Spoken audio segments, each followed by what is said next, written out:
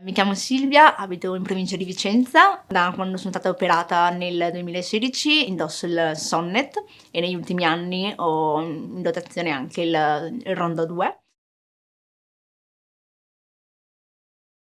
La mia sordità è stata diagnosticata quando avevo 18 mesi. I miei genitori sono rimasti molto sorpresi perché in famiglia non c'era nessun altro caso di parente che fosse sordo come me.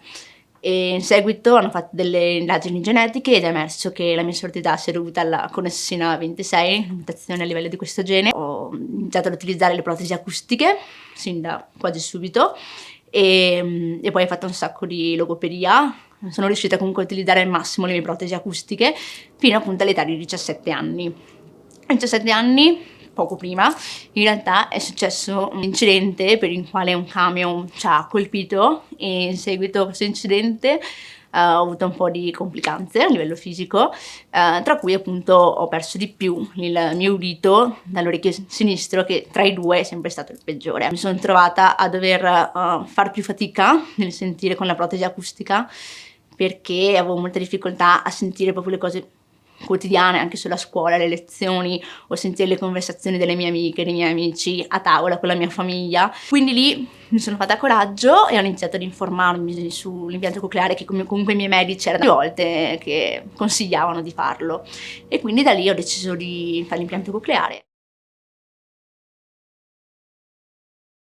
C'è stato un momento un po' strano, più che altro non è stata una domanda, ma un'affermazione.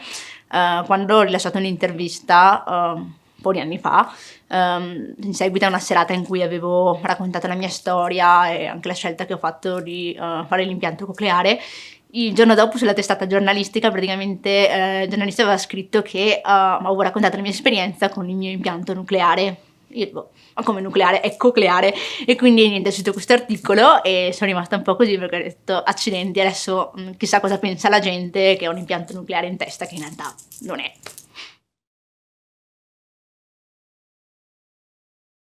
La vita con l'impianto cocleare è migliorata molto. E poi io comunque utilizzo sempre anche la protesi acustica nell'altro orecchio, però quello che ho notato dal pre-impianto al post-impianto è stata una migliore qualità del suono, più precisa, quindi anche per esempio finché cammino per strada riesco comunque a riconoscere da dove arrivano determinati suoni, oppure nelle conversazioni a tavola con altre persone, con gruppi numerosi, riesco comunque a seguire più conversazioni e infatti mi sento anche molto più inclusa nelle conversazioni, mi sento più anche indipendente e questo insomma mi ha aiutato poi a vivere la mia vita anche appieno.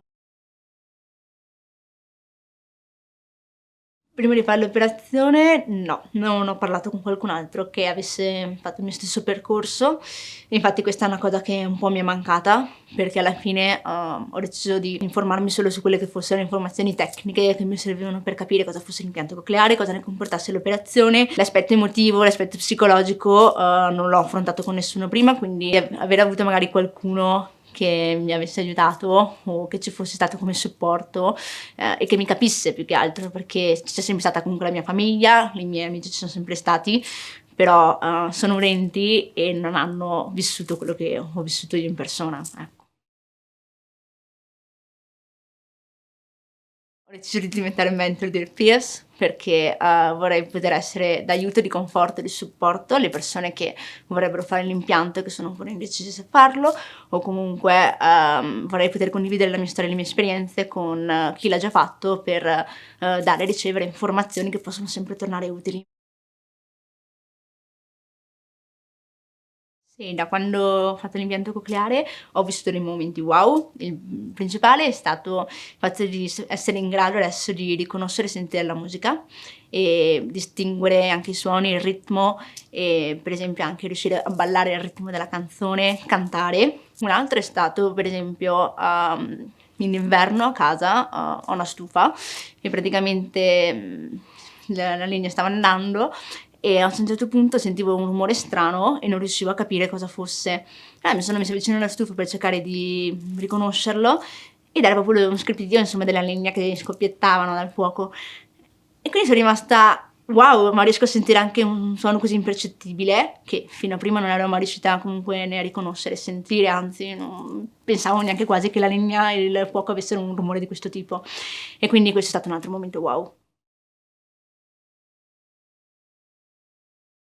Di cercare di capire, i motivi per cui si ha paura o si è fermati, cioè nel fare questa scelta di questo passo, e quindi da lì partire e capire, come poter superare questa paura e capire se è talmente insormontabile che non si può andare oltre o invece è una paura che si può superare anche con l'aiuto di qualcuno.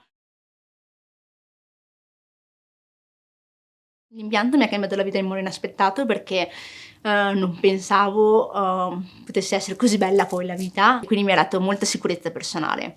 E anche questo si vede anche nella quotidianità, in contatto anche con le altre persone, riesco a comunicare tranquillamente, sono riuscita anche a imparare molto bene l'inglese, quantomeno ci sto provando, però, anche questo mi ha aiutato molto e mi sento anche parte proprio attiva di questo mondo di suoni.